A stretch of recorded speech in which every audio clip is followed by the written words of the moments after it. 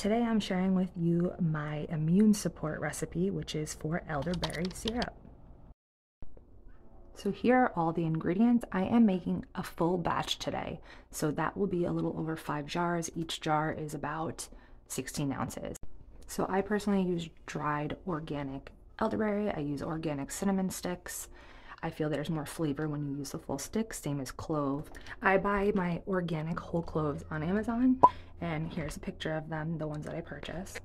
Fresh organic ginger, honey I use raw and unfiltered, soon to be local, just to help aid with that allergy relief.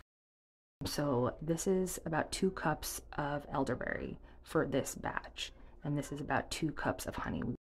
I typically use equal parts elderberry and honey. Raw and unfiltered honey is preferred just because it is less processed, and that means it could have better nutrient quality as well as nutrient density. I start heating up my water. I use about 2.5 to 3 cups of water per half cup of elderberry. I start on high heat. I start adding my elderberry. And as you can see, once I start stirring, it immediately starts to absorb and develop this deep color. It's so beautiful and immediately starts to smell amazing. Your house is going to just be filled with this delicious elderberry scent. It is wonderful. And as the water is heating up, I continue to add my ingredients. I add the clove, and then my son decides to walk by. I add cinnamon sticks, and then I add my ginger as well. At this point, you want to allow everything to heat up into a boil. Now, one of the reasons that we need to apply heat to our elderberry is because it makes it safer to eat. There are a lot of things that we eat that have these compounds, but elderberry specifically, and mainly their stems and leaves, contain a cyanogenic glycoside, which is toxic. But once you heat them, everything is safe.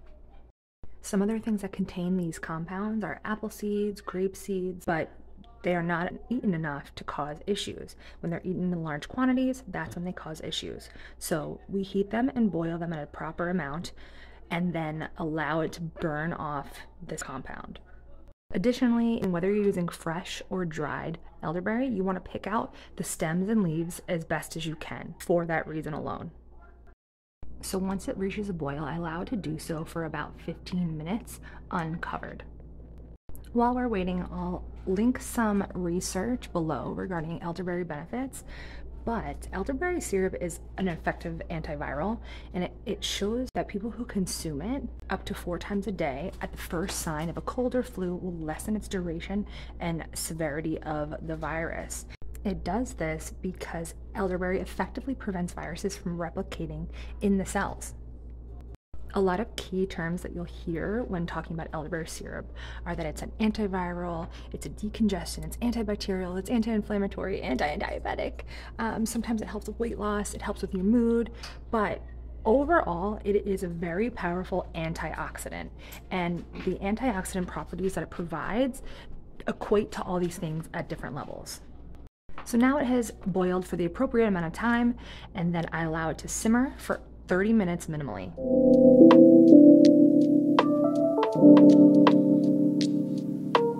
Okay, so we are done simmering. The timer went off, and I want to bring it into a zoom here to show you how much this has reduced. You could see the line around the top of the pot, and that shows me that this product has reduced enough to about half.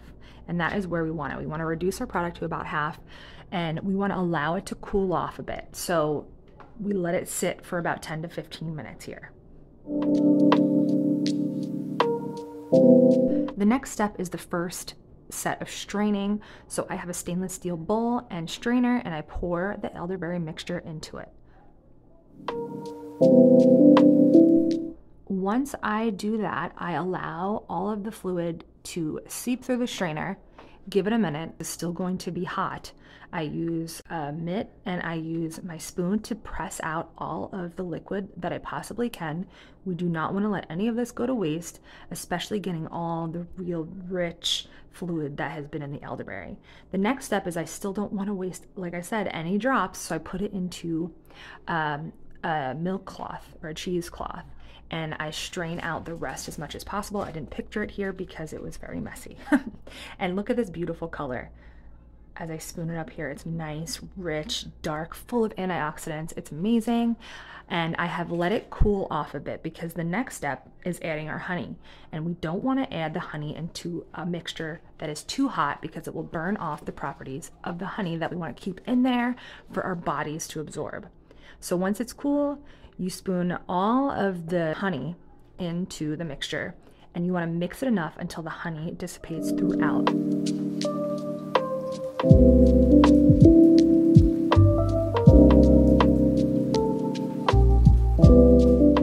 Just as a reminder that I do strain every time I transfer the mixture. So when I strained it out into the steel bowl, I strained it back into the pot here.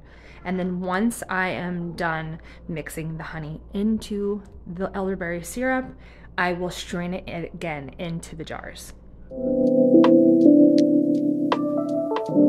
All right, now it's the process of jarring our elderberry syrup. I have another strainer over each jar, and I pour my elderberry syrup into each jar. They're 16-ounce jars, and like I said, I typically get around 5 16-ounce jars per batch, give or take, depending on the amount of water that is used or how much is reduced. And just to add in again that I strained from the pot to the measuring cup, because it's really important we get any leftover pieces that are left within the mixture.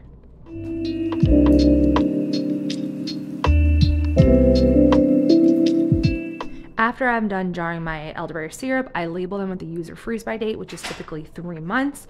If you check your elderberry and smell it every time you use it, you will be able to tell if it is good or bad. It will develop a mold and it will not smell the same. So that is something to keep in mind if you want to leave it out a little bit longer than the use-by date. I'm always a little bit stingy on the date that I put on there because I just want it to be safe. I do sell my elderberry syrup, so I always put on a tag of how to use it and what ingredients are in it, and then they are on their way. Guys, this process is super easy and I highly recommend making your own if you are using elderberry syrup. It's super cost effective as well, and it just is a nice little dose of wellness, and it makes me so happy to be able to share it with the people that I love. Like I said, I made a batch in this video, so here on screen is a recipe for 1 16-ounce jar, so screenshot that if you want to make it yourself. And in the future, I will be selling do-it-yourself kits, so please keep a lookout if you're interested in purchasing. Other than that, here's a quick little video I posted on Instagram with my kids, and thank you so much for watching. Okay, I'm gonna do a test. Ask my kids if they want their elderberry. Are you guys waiting? They already know what's gonna happen. Who wants elderberry? Me. Do you want elderberry? Yeah! All right, guys, go get your spoons.